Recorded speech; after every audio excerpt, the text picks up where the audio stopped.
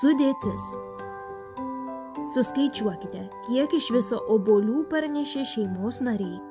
Būkite atidūs ir įsiminkite skaičius, kad galėtumėte suskaičiuoti ir pasakyti teisingą atsakymą. Pradėkime.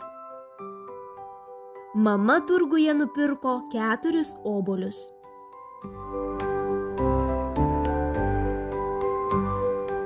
Senelis iš sodo parnešė 6 obuolius.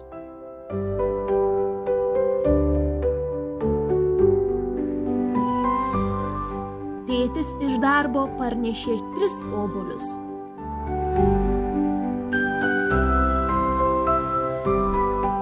Močiutės draugė jai davė 5 obuolius ir ji parnešė juos namo.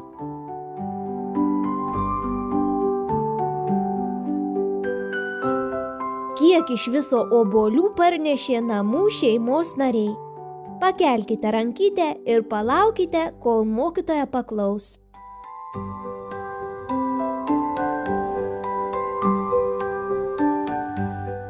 Mama parnešė 4 obuolius. Senelis parnešė 6 obuolius. Tėtis parnešė 3 obuolius. Močiutė parnešė 5 obuolius.